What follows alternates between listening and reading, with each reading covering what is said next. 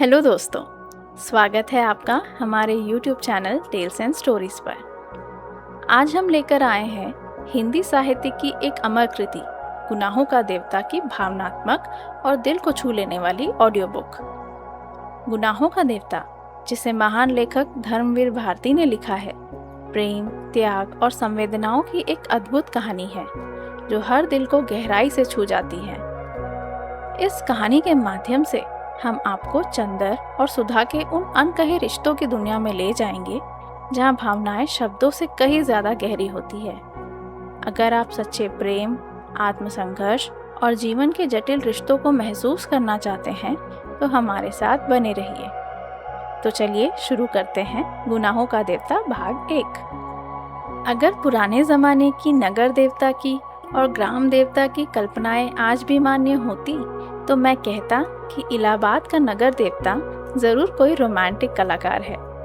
ऐसा लगता है कि इस शहर की बनावट, गठन, जिंदगी और रहन सहन में कोई बंधे बंधाए नियम नहीं, कहीं कोई कसाव नहीं। हर जगह एक स्वच्छंद खुलाव, एक बिखरी हुई सी अनियमितता।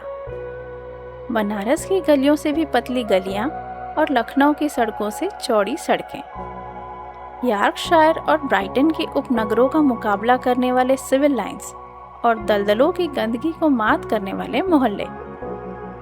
मौसम में भी कहीं कोई सम नहीं, कोई संतुलन नहीं। सुबह मलयजी, दोपहर अंगारी तो शामें रेशमी।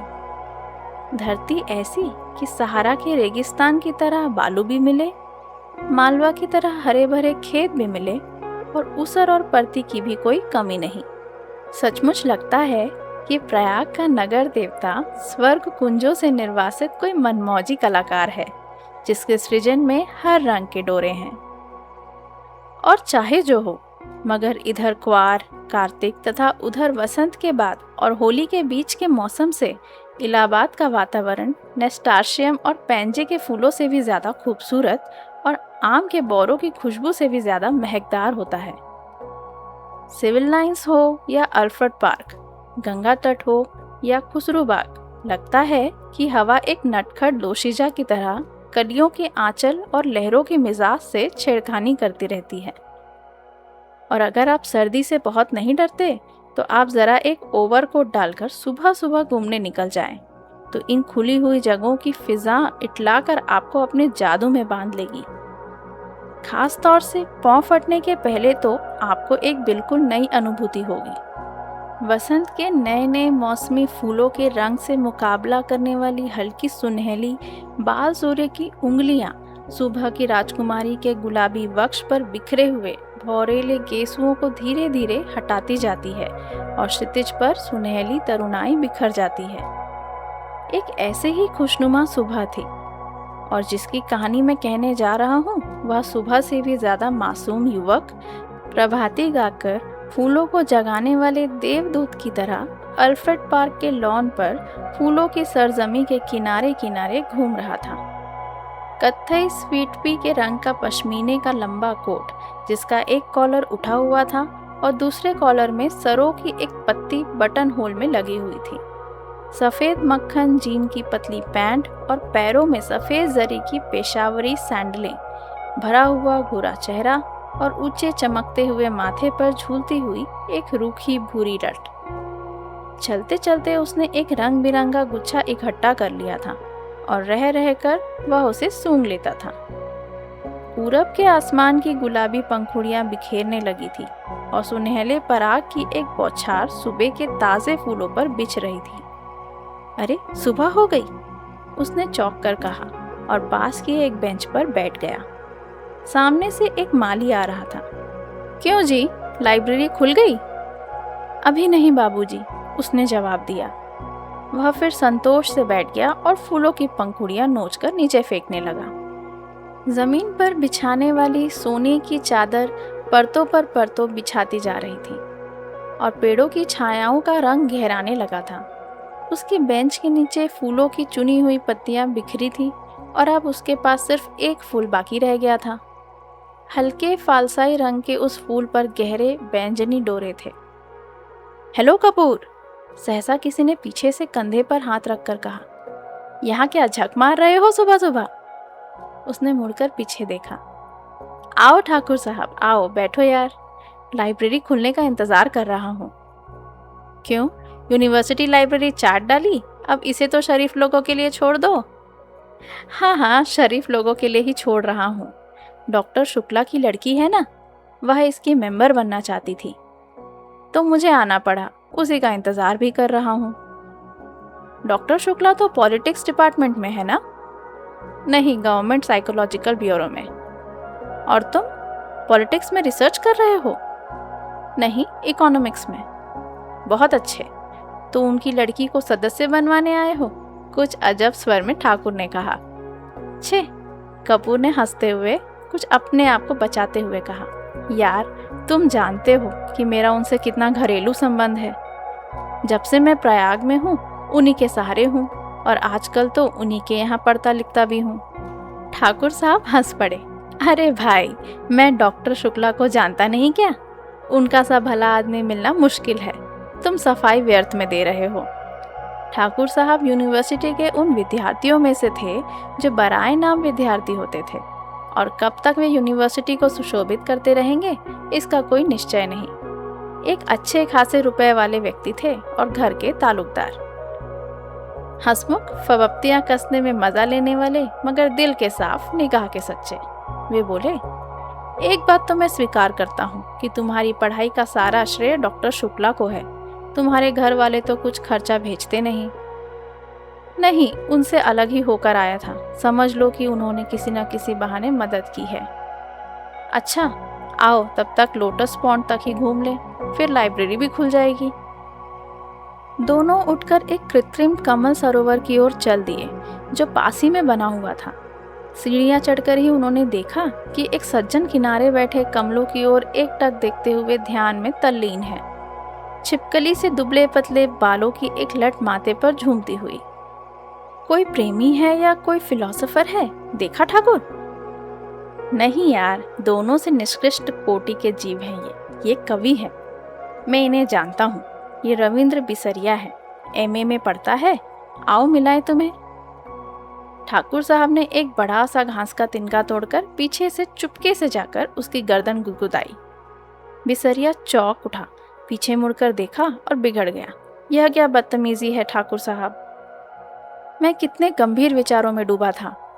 और सहसा बड़े विचित्र स्वर में आंखें बंद कर बिसरिया बोला, आह, कैसा मनोरम प्रभात है। मेरी आत्मा में घोर अनुभूति हो रही है। कपूर बिसरिया की मुद्रा पर ठाकुर साहब की ओर देखता मुस्कुराया और इशारे में बोला, है यार शगल की चीज, छेड़ो जरा।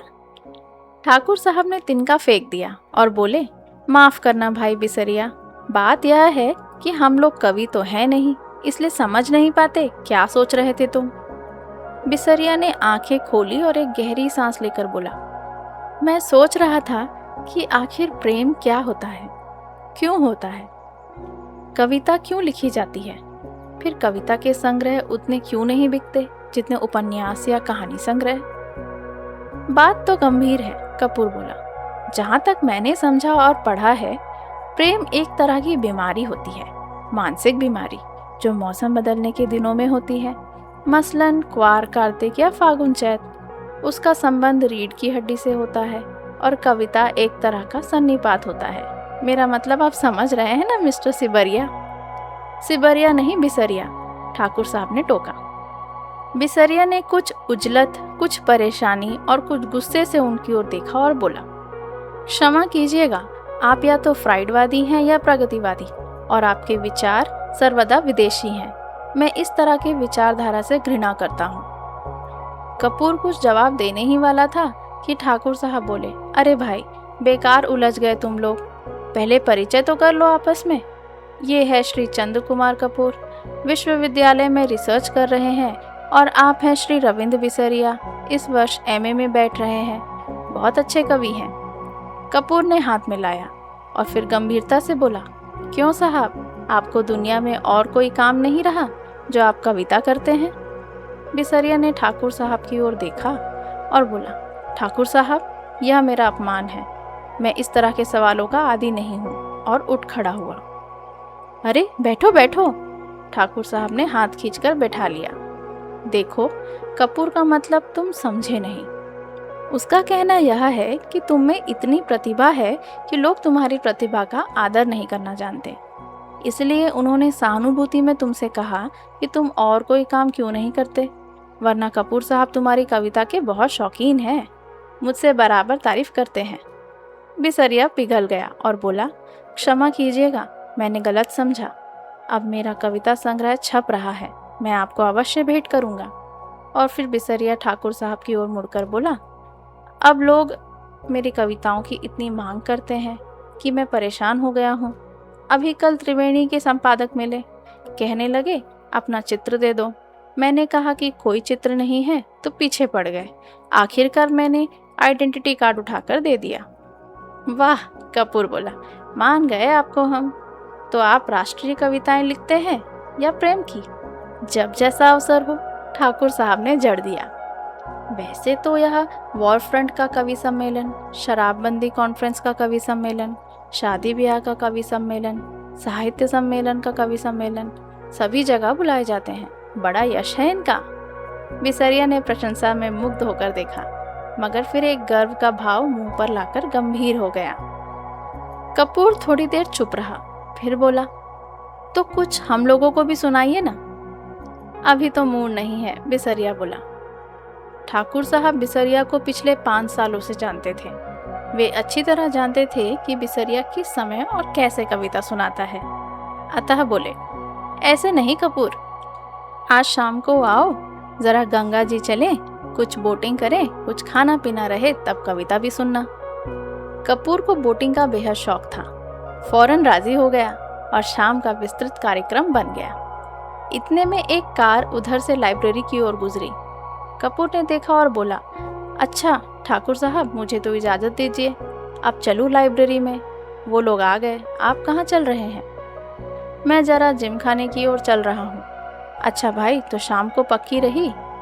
बिल्कुल पक्की, कपूर बोला और चल दिया। लाइब्रेरी के पोर्टिको में कार रुकी थी और उसके अंदर ही डॉक्टर साहब की लड़की बैठी थी। क्यों सुधा, अंदर क्यों बैठी हो? तुम्हें ही देख रही थी चंदर। और वह उतर आई। पतली दुबली, नाटी सी, साधारण सी लड़की, बहुत सुंदर नहीं, केवल सुंदर, लेकिन बातचीत में बहुत दुलारी। चलो अंदर चले, चंदर ने कहा। वह आगे बढ़ी, फिर ठिठक गई और बोली, चंदर, एक आदमी को 4 किताबें मिलती है? हाँ, क्यों? तो उसने बड़े भोलेपन में मुस्कुराते हुए कहा, तो तुम अपने नाम से मेंबर बन जाओ और 2 किताबें हमें दे दिया करना, बस, ज्यादा का हम क्या करेंगे? नहीं, चंदर हंसा, तुम्हारा तो दिमाग खराब है, खुद क्यों नहीं बनती मेंबर? नहीं, हमें शर्म लगती है, तुम बन जाओ मेंबर हमारी जगह पर। पगली कहीं की, चंदर ने उसका कंधा पकड़कर आगे ले चलते हुए कहा। वाह रे शर्म, अभी कल ब्याह होगा तो कहना हमारी जगह तुम बैठ जाओ चंदर। कॉलेज में पहुंच गई लड़की, अभी शर्म नहीं छुटी इसकी, चल अंदर। और वह हिचकती, ठिठकती, झेपती और मुड़ मुड़कर चंदर की ओर रूठी हुई निगाहों से देखती हुई अंदर चली गई। थोड़ी देर बाद सुधा 4 किताबें लादे हुए निकली। कपूर ने कहा, लाओ मैं ले लूं। तो बांस की पतली टहनी की तरह लहराकर बोली, सदस्य मैं हूँ, तुम्हें क्यों दूं किताबें? और जाकर कार के अंदर किताबें पटक दी। फिर बोली, आओ बैठो चंदर। मैं अब घर जाऊंगा। यह देखो। और उसने भीतर से कागजों का एक बड़ा बंडल निकाला और बोली, देखो, यह पापा ने तुम्हारे लिए दिया है। लखनऊ में कॉन्फ्रेंस है ना, वहीं पढ़ने के लिए यह निबंध लिखा है उन्होंने। शाम तक यह टाइप हो जाना चाहिए। जहाँ संख्याएं हैं वहाँ खुद आपको बैठकर बोलना होगा। और पापा सुबह से ही कहीं गए हैं, समझे जनाब? उसने बिल्कुल अल्हड़ बच्चों की तरह गर्दन हिलाकर शोक स्वरों में कहा। कपूर ने बंडल ले लिया और कुछ सोचता हुआ बोला, लेकिन डॉक्टर साहब का हस्तलेख इतने पृष्ठ शाम तक कौन टाइप करके देगा? इसका भी इंतजाम है।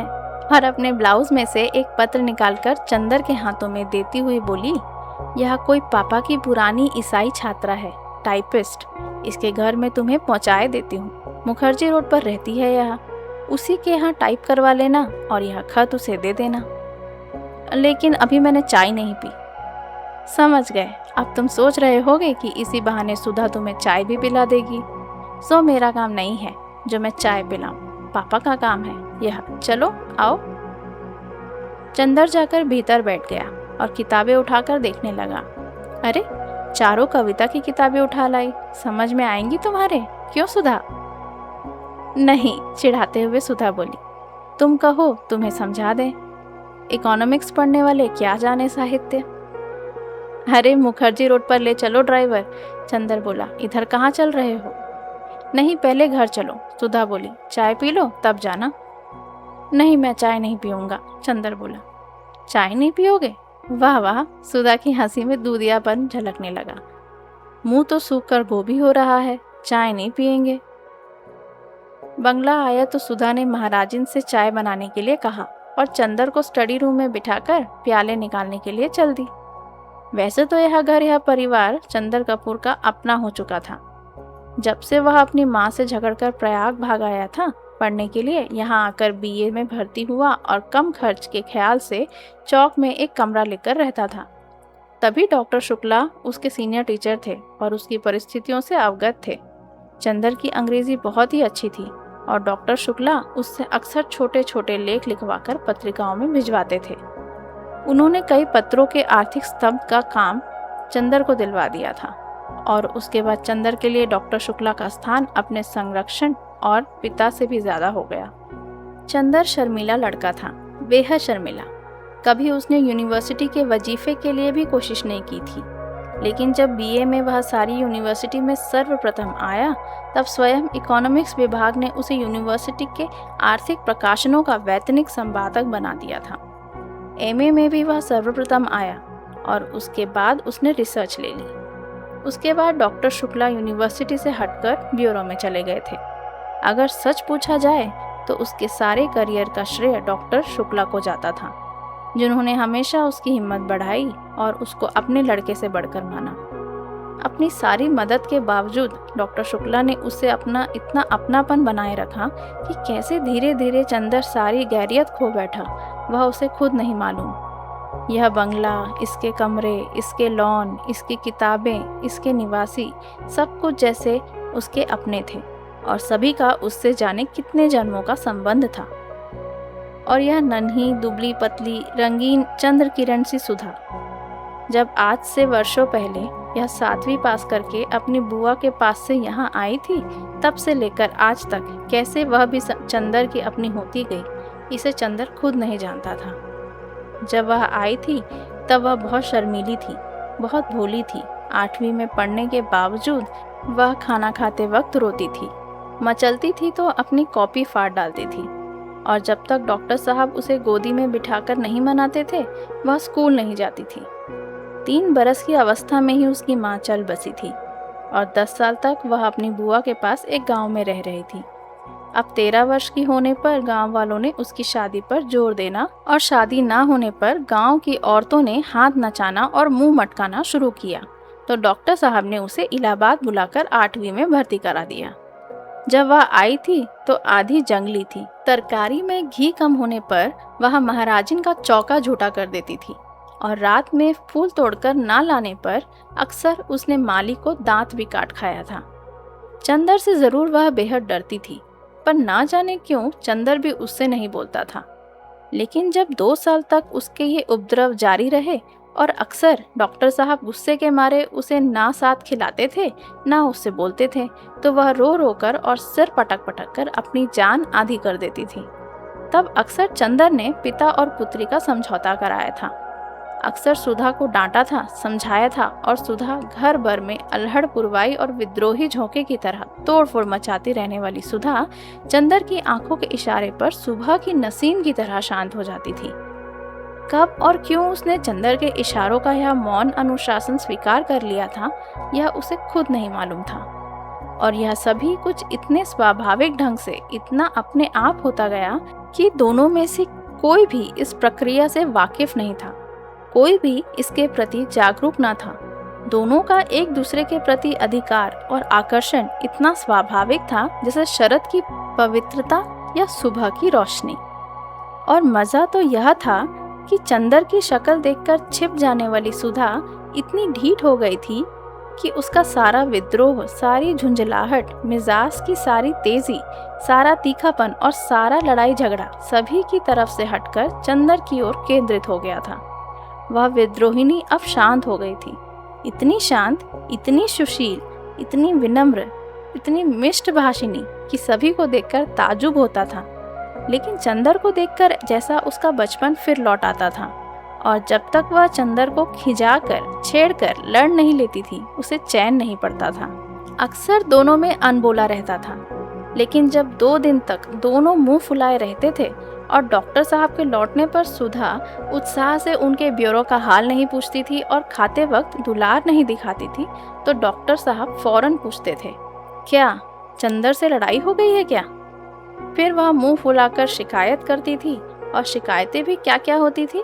चंदर ने उसकी हेडमिस्ट्रेस का नाम एलिफेंटा रखा है, या चंदर ने उसको डिबेट के भाषण में पॉइंट नहीं बताए, या चंदर कहता है कि सुधा की सखियां कोयला बेचती हैं, और जब डॉक्टर साहब कहते हैं कि वह चंदर को डांट देंगे तो वह खुशी से फूल उठती और चंदर के आने पर आंखें नचाती हुई चिढ़ाती थी, कहो कैसी डांट पड़ी। वैसे सुधा अपने घर की पुरखिन थी। किस मौसम में कौन सी तरकारी पापा को माफिक पड़ती है, बाजार में चीज़ों का क्या भाव है, नौकर चोरी तो नहीं करता, पापा कितनी सोसाइटियों के मेंबर हैं, चंदर के इकोनॉमिक्स के कोर्स में क्या क्या है, यह सभी उसे मालूम था। मोटर या बिजली बिगड़ जाने पर वह थोड़ी बहुत इंजीनियरिंग भी कर लेती थी, और मातृत्व का अंश तो उसमें इतना था कि हर नौकर और नौकरानी उससे अपना सुख दुख कह देते थे। पढ़ाई के साथ साथ सारा घर का कामकाज करते हुए उसका स्वास्थ्य भी कुछ बिगड़ गया था, और अपनी उम्र के हिसाब से कुछ अधिक शांत, संयम, गंभीर और बुजुर्ग थी। मगर अपने पापा और चंदर, इन दोनों के सामने हमेशा उसका बचपन इटलाने लगता था। दोनों के सामने उसका हृदय उन्मुक्त था और स्नेह बाधाहीन। लेकिन हाँ, एक बात थी, उसे जितना स्नेह और स्नेह भरी फटकारें और स्वास्थ्य के प्रति चिंता अपने पापा से मिलती थी, वह सब बड़े निस्वार्थ भाव से वह चंदर को दे डालती थी। खाने पीने की जितनी परवाह उसके पापा उसकी रखते थे, ना खाने पर या कम खाने पर उसे जितने दुल्हार से फटकारते थे, उतना ही ख्याल वह चंदर की रखा करती थी। और स्वास्थ्य के लिए जो उपदेश उसे पापा से मिलते थे, उसे और भी स्नेह से पाग कर वह चंदर को दे डालती थी।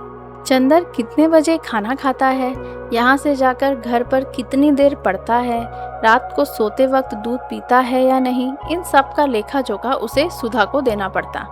और जब कभी उसके खाने पीने में कोई कमी रह जाती तो उसे सुधा की डांट खानी ही पड़ती थी। पापा के लिए सुधा अभी बच्ची थी, और स्वास्थ्य के मामले में सुधा के लिए चंदर अभी बच्चा था।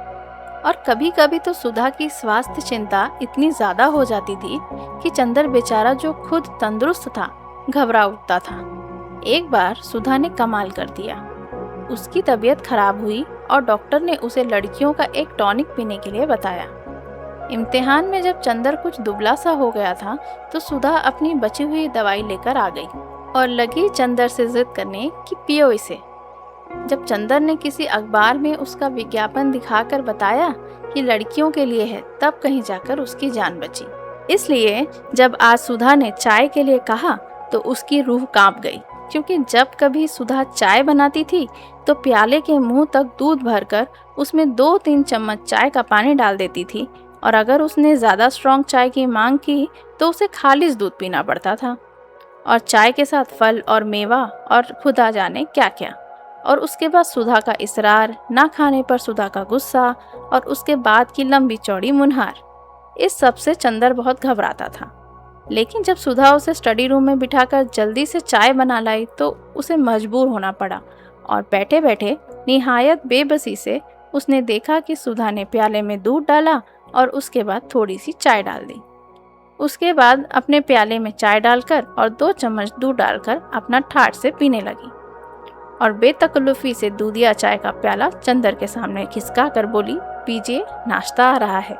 चंदर ने प्याले को अपने सामने रखा और उसे चारों तरफ घुमाकर देखता रहा कि किस तरफ से उसे चाय का अंश मिल सकता है। जब सभी ओर से प्याले में क्षीर सागर नजर आया तो उसने हार कर प्याला रख दिया। क्यों, पीते क्यों नहीं? सुधा ने अपना प्याला रख दिया। पिए क्या, कहीं चाय भी तो हो। तो और क्या खालिस चाय पीजिएगा? दिमागी काम करने वालों को ऐसे ही चाय पीनी चाहिए। तो अब मुझे सोचना पड़ेगा कि मैं चाय छोड़ूं या रिसर्च। ना ऐसी चाय मुझे पसंद, ना ऐसा दिमागी काम। लो, आपको विश्वास नहीं होता? मेरी क्लास फेलो है गेसु काज़मी, सबसे तेज लड़की है। उसकी अम्मी उसे दूध में चाय उबाल कर देती है। क्या नाम है तुम्हारी सखी का? गेसु? बड़ा अच्छा नाम है। और क्या, मेरी सबसे घनिष्ठ मित्र है और उतनी ही अच्छी है जितना अच्छा नाम। जरूर जरूर, मुंह बिचकाते हुए चंदर ने कहा। और उतनी ही काली होगी जितने काले गेसु।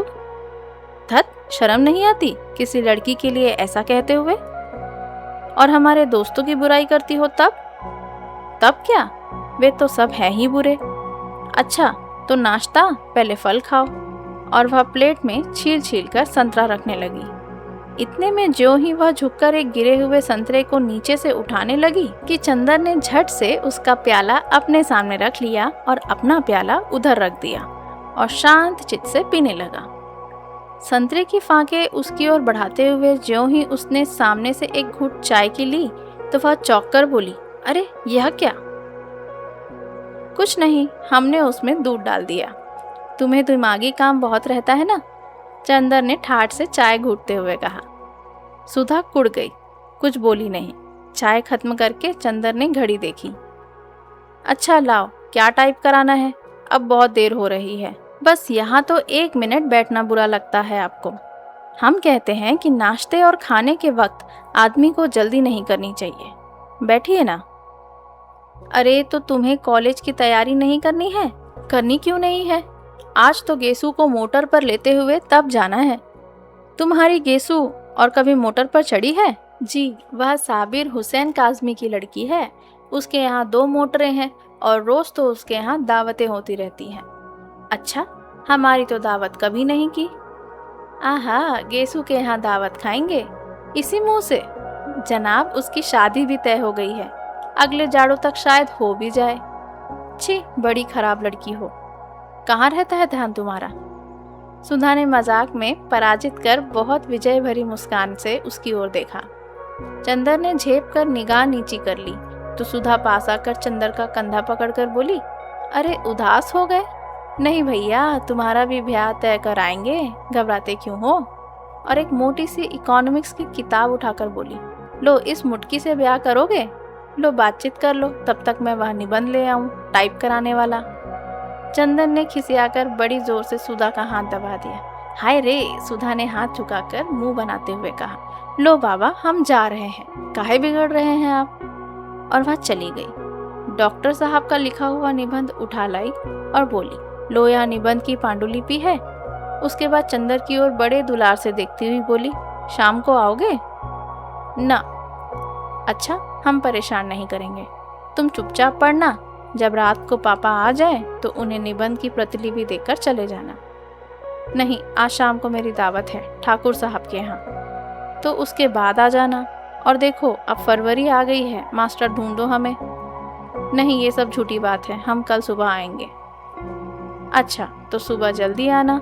और देखो, मास्टर लाना मत भूलना। ड्राइवर तुम्हें मुखर्जी रोड पहुंचा देगा। वह कार में बैठ गया और कार स्टार्ट हो गई। तभी फिर सुधा ने पुकारा। वह फिर उतरा। सुधा बोली, लो यह लिफाफा तो भूल ही गए थे, पापा ने लिख दिया है, उसे दे देना। अच्छा, कहकर फिर चंदर चला कि फिर सुधा ने पुकारा, सुनो, एक बार में क्यों नहीं कह देती सब? चंदर ने झल्लाकर कहा, अरे बड़ी गंभीर बात है, देखो वहाँ कुछ ऐसी वैसी बात मत कहना लड़की से, वरना उसके यहाँ 2 बड़े बड़े बुलडॉग हैं। कहकर उसने गाल फुलाकर आंख फैलाकर ऐसी बुलडॉग की भंगिमा बनाई कि चंदर हंस पड़ा। सुधा भी हंस पड़ी। ऐसी थी सुधा और ऐसा था चंदर।